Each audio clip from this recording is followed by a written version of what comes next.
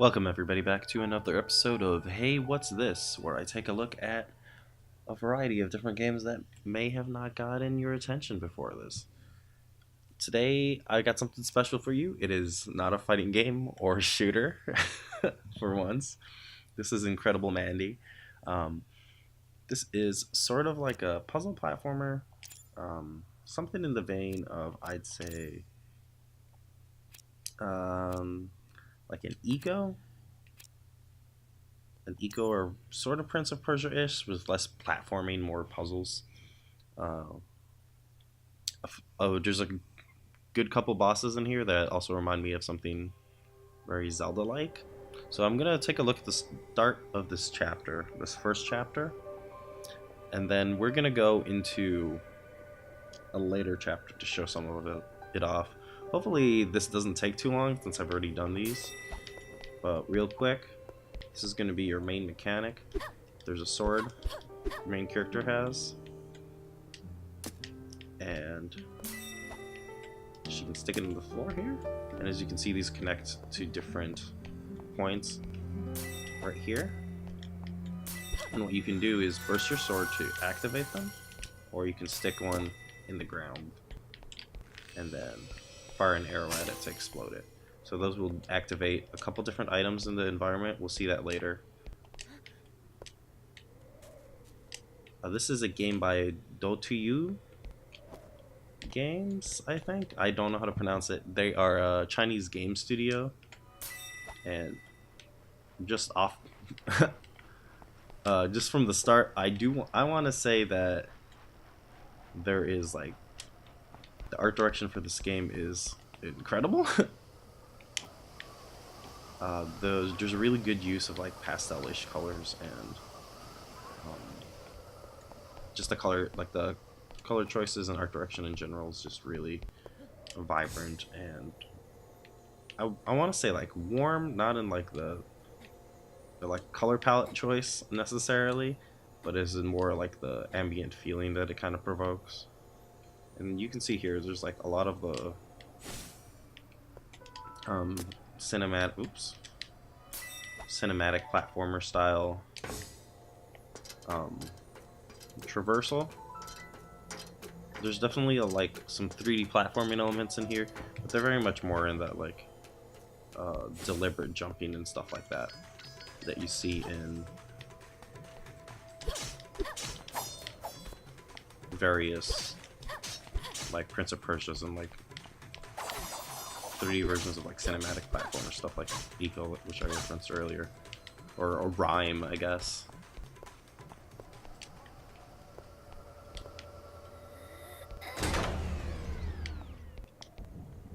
The running and jumping generally feels pretty good, and I've liked a lot of the puzzles that have shown up here. These are kind of basic right now. You will definitely see a lot of switch pulling and box moving and stuff like that, but oh, check this out. But I think the sword mechanic and the way that you can use it to remotely trigger things is pretty interesting. There's definitely these boxes of memories here that kind of hint at like this being like a dream world and there being a sort of I don't know, like dreamscape escapism fantasy angle to this thing, which whatever, is not my bag for sure.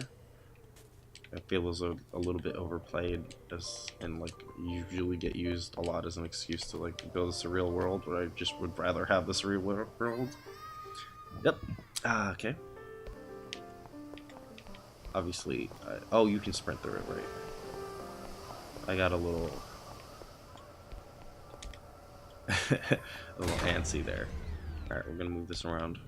One thing that I do find a little bothersome is that you have to keep hitting this to rotate it as opposed to just being able to hold it, because it only moves in preset increments, but whatever.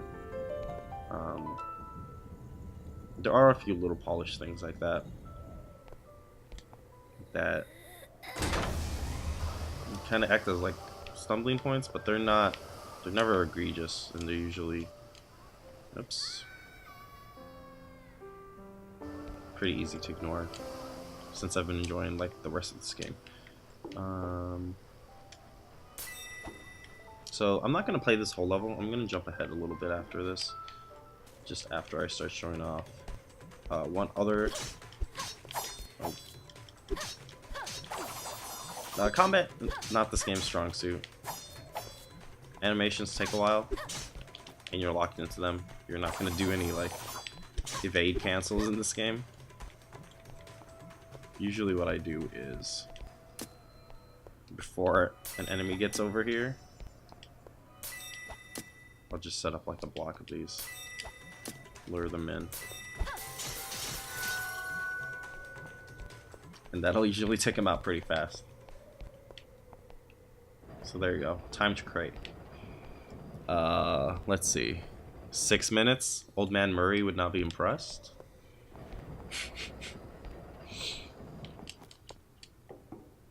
Which is fine. Like, there's a lot of crate and physics puzzles in this game, but for the most part, the actual design of them is pretty cool.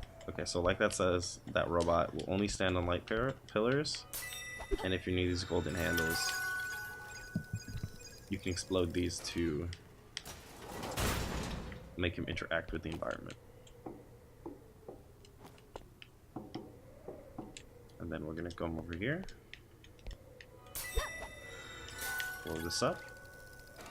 So the robot can move to any place it has a sight line to.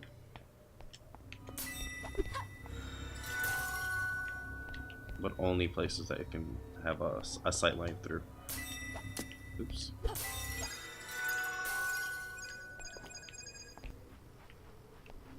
So there's a lot of navigating to get the robot into a position where you can see and then activate something. And then so that's, like I said, that's the main mechanic. There's some interesting things with like just setting off the order of operations depending on where you put your sword like that.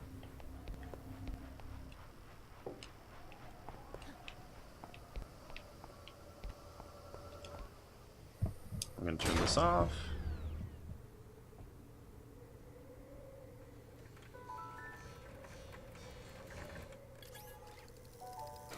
And they're going to grab onto that. And let's turn this back on.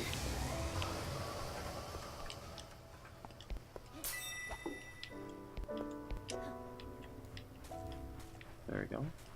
We're going to jump up here. And have our buddy pull us across.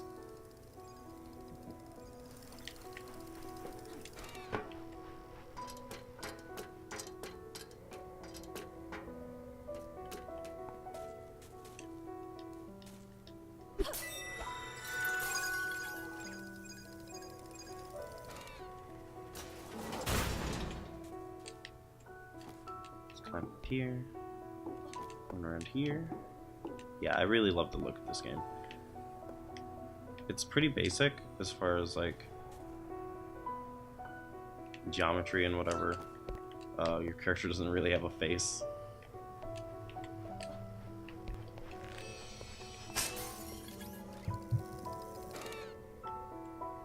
And the general building blocks are pretty broad strokes, but it works pretty well because they obviously got the general like very good general handle on like basic forms and stuff like that, and suggesting environments without having to like go deep into them. Like you still get the sense of a place and texture from it.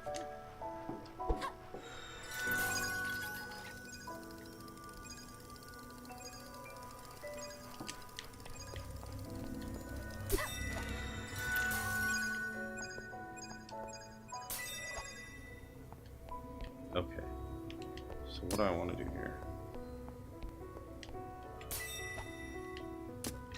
Stick this over here. I'm going to connect this here, this here. But what we want to make sure we do first is stick one right here. Oh right, you can place them on walls.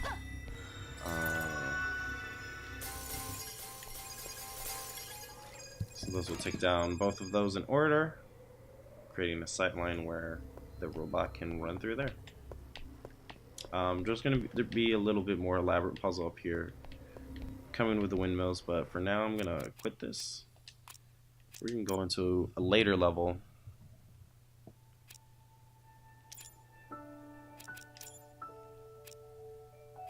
And we'll probably go to some of the bosses since those are pretty good. So I mean, if you want like the game, like the look of this game, you can stop here, check it out yourself. But I'm gonna go into a little bit later levels. I think just like 8 levels. This is like level 3, so not too far in.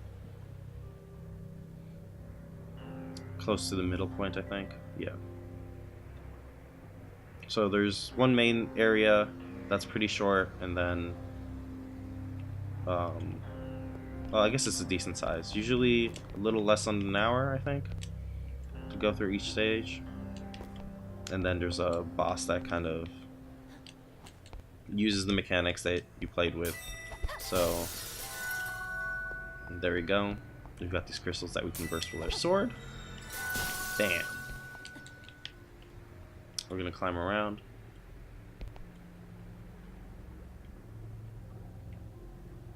Overall, the puzzles have been pretty interesting, thanks to like the general sword mechanics and the timing and the way you can like interact with putting them in environments and stuff like that. They're not like particularly taxing. They're usually just hard enough to kind of. Oh god.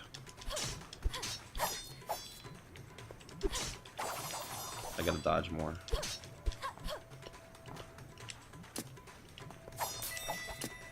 I feel like this is just a way better strategy to dealing with these.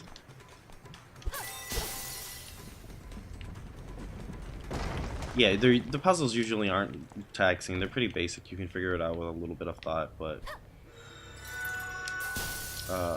it keeps a nice smooth pacing to the game.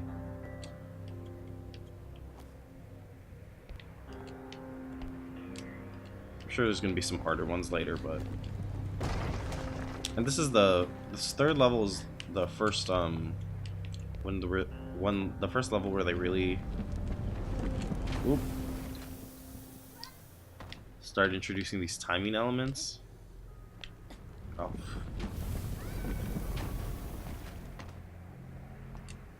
There we go.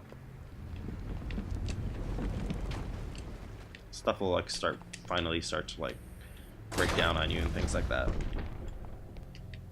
as you're running. Alright, we're gonna run up this, obviously, and jump before it falls down.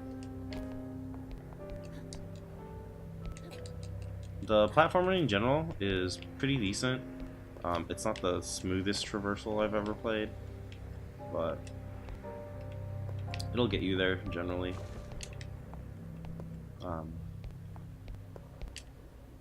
There's obviously like a lot of ledge grabbing and stuff like that. And then, you know, shimmying across edges and things like that.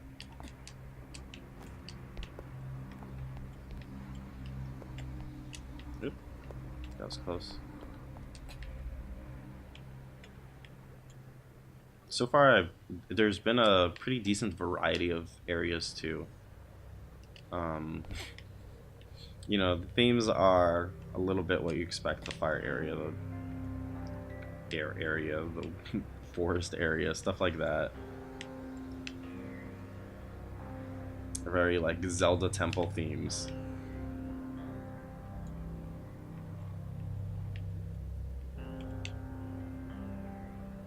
Alright, let's line this up properly. Let's jump off here. Drop this girder. And then let's run. I am enjoying a little bit of these more timed and like treacherous kind of environments. So far, I'm about halfway through this game. This has been my favorite environment. I think the second level, there's a plant boss that uses the sword mechanics pretty well that I like. So just in general, the kind of use of like the sword and stuff has been pretty inventive, and I've enjoyed it a lot. Let's see. I think I can just stand on this. Oh no, I remember now. Here we go. Then I want to go back this way. All right. Climb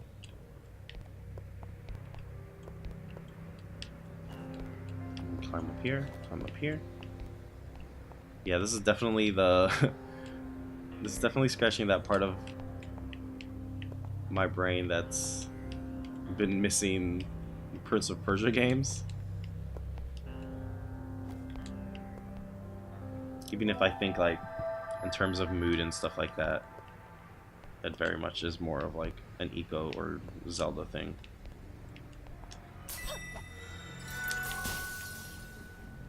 But you know,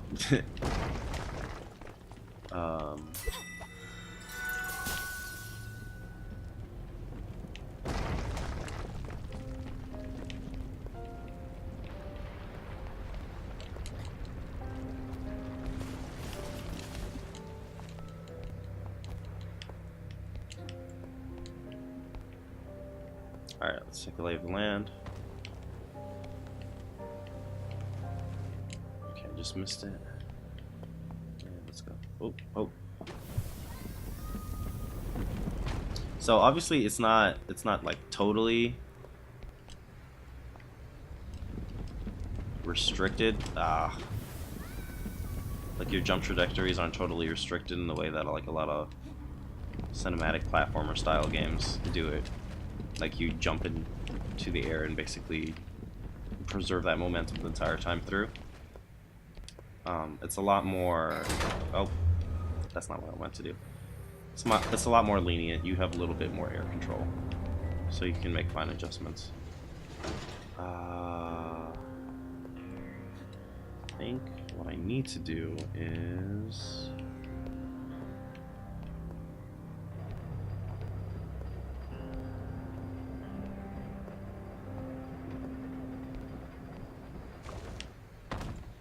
There we go. And oh no, you know what? No, that might be right.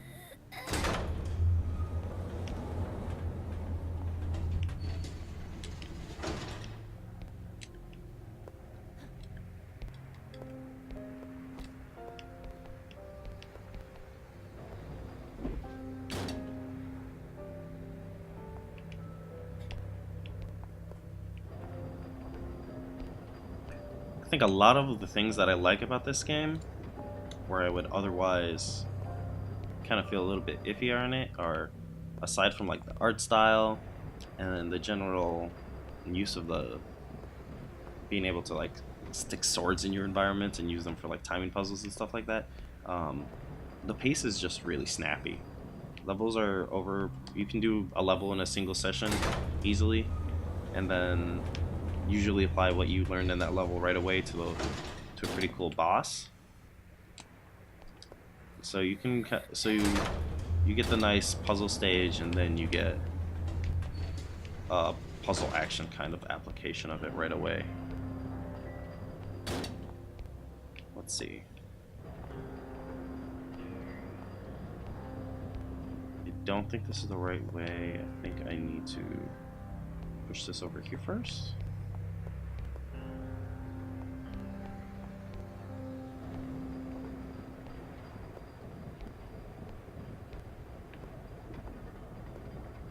The architecture in general has been pretty cool. It's very video gamey in that it tends to like sort of use kind of a more like abstract, obviously intentionally dreamlike logic to the way these places are built. Like they're not built in like any real. No, I was right the first time. They're not really built in any like habit, any way that like tries to make them feel habitable. They more really just go like with a certain function or theme and build off of that. Like this is very definitely like a factory theme.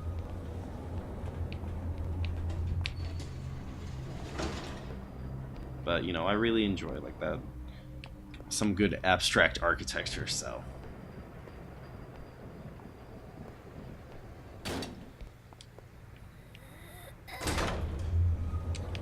there we go. Oops. Oops. Yeah, so there's been a little bit of physics mishaps like that. I think I was trying to climb on that box while it was moving and it couldn't really figure out what to do with that. But generally, like it doesn't have any of those like annoying physics things where in certain games, like if you push an object at the wrong angle or the wrong place, it'll you know, mess up the trajectory and force you to do it again slightly differently.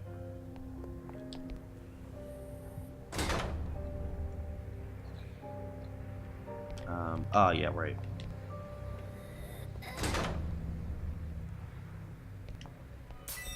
So yeah, one of those cool things is that you can stick these into a surface, and then you can use that to access remote areas that you can't otherwise reach. So I think there's like an overarching narrative of some tragedy happening between these two siblings. I'm not, like I said, I'm not like super into the dream state or tragedy kind of stuff.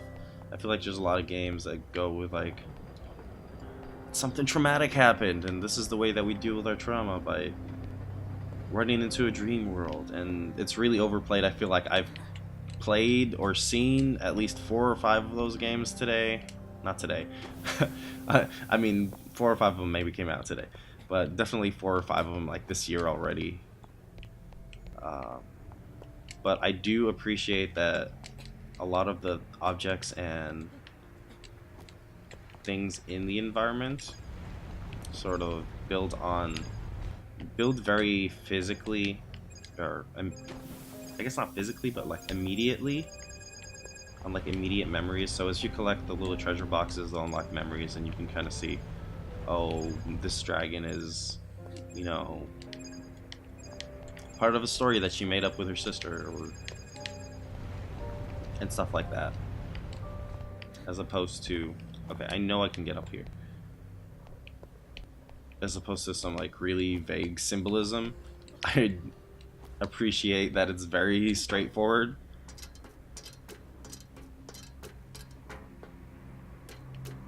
And like the way that it connects its memories to these sort of dreamscapes. Because a lot of the thing that a lot of these games try to do that really sours me on them is make it feel they really want to make it feel important, so they use a lot of symbolism, or they're very vague about what the things actually are stand-ins for, which just kind of makes them feel like they're not committed, or they don't really actually know what their plots are about. So I appreciate just having a straightforward narrative. In general, I feel like Incredible Mandy is a very straightforward game. You can see if you want to play this game or not just by looking at it, but it's definitely a well-made one that I am appreciating having around. Okay, I missed. There's a little bit of an auto lock. I just need to get the right angle. There we go. If I put that in a better place, it probably would have been way easier, but there we go. We're gonna go around this way. So I'll play this up until we get to the boss.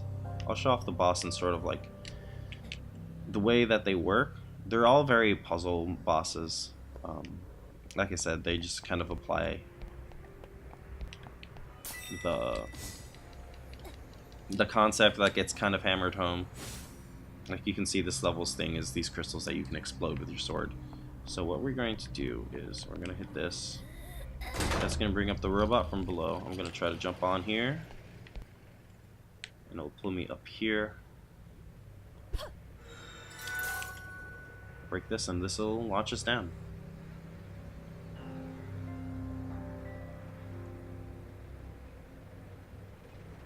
And then we'll start this time sequence. We're playing Wipeout now. The TV show, not the video game.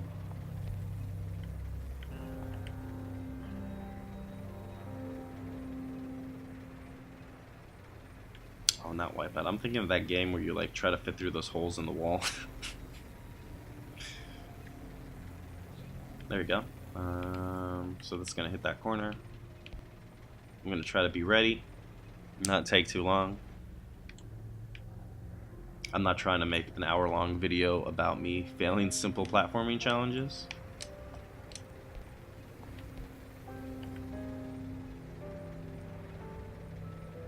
The music in general has also had some really good ambient vibes.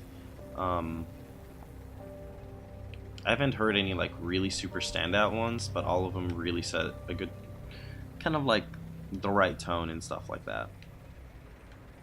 Which is nice, because I feel like that's easy to get wrong. Like there is a surprising amount of really heavy-handed musical scores.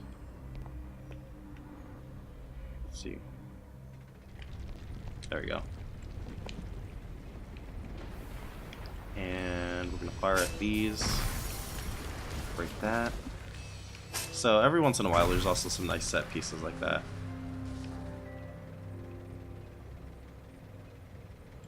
And this is gonna be our stop.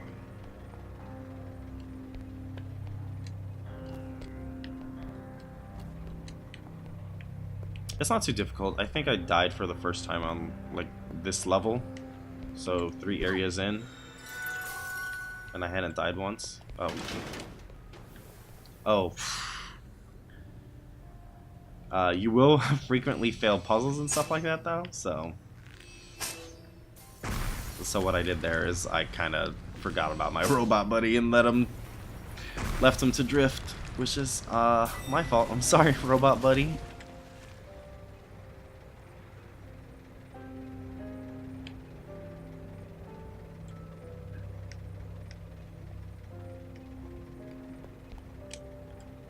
Here we go. So, oh, that was the wrong one. These are the ones he stands on.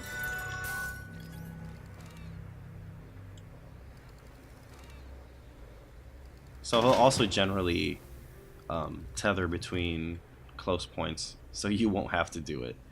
And right over there is the boss room, so we're gonna head over there. It's a little hard to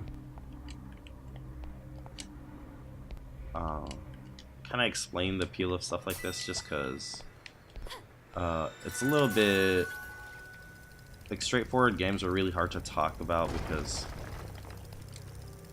you know everything is right there in front of you.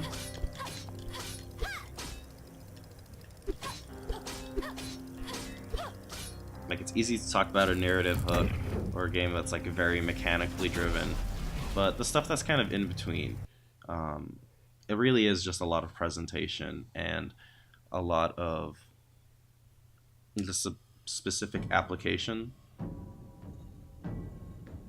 of concepts, mechanics, atmosphere, stuff like that.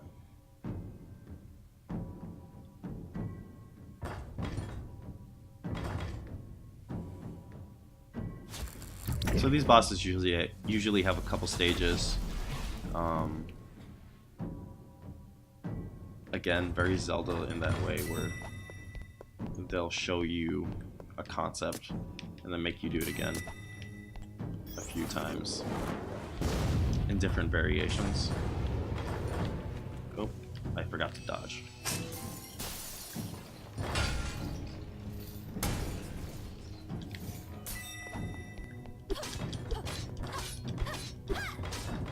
you know, you knock them off an area, you throw them off balance, then you hit their glowing weak spot until you do enough damage that they go into their second phase. The camera also helpfully gives you hints of where to go next.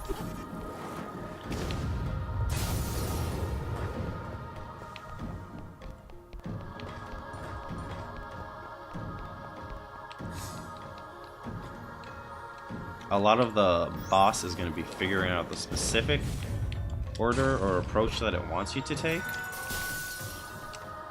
But once you know them, they're kind of easy. They're very much puzzle bosses, so yeah, sorry for ruining the solution for you. So obviously, I can't break these with my sword. But if you caught it earlier, I can trick the boss into doing it, of course.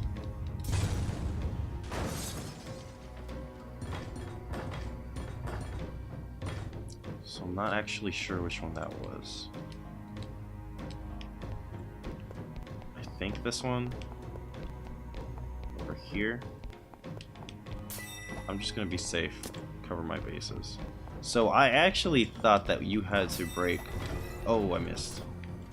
All of these at once the first time, so I ran around sticking as many swords as I could into there, but you know, obviously you just do this.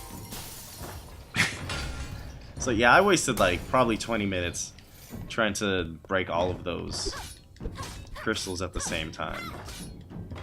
But you only really need to get the one that the gecko is standing on, so... I didn't feel so smart after that. So now the footholds are disappeared. But, obviously, if you're paying attention, we're gonna get our gecko friend to do himself in. The same way all great bosses do. So the gecko takes a little bit of time to return, and you can't actually hit them after they smash into here. So what we're going to do instead is wait for them to go back.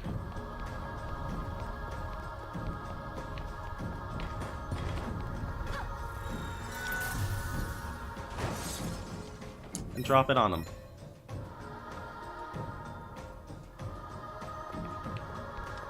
And now it's our turn to finish it off.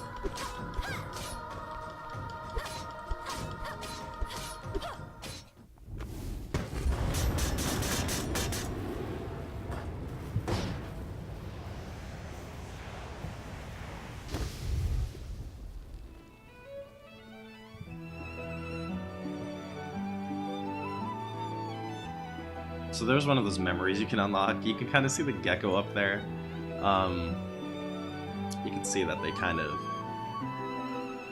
built it a little bit to coincide with some memories of cooking with their sister. Seeing a little gecko popping up. And then we're into the next area. But yeah, that's incredible, Mandy. I think at this point, if you've watched this much of the video, you kind of get the basic premise here. And I expect it to build on these in some interesting ways afterwards. But the overall premise is pretty straightforward. I really like the sword mechanics in this. They're really satisfying to use. It's really nice to figure out like a kind of order of operations and set up your pathing and then fire off an arrow and hit them off. Honestly, that chain mechanic works better for fighting enemies than the regular sword combat does, so it's great for that too, and just in general. And you know, as these kind of mechanics build on top of each other, like the puzzles start getting a lot more interesting.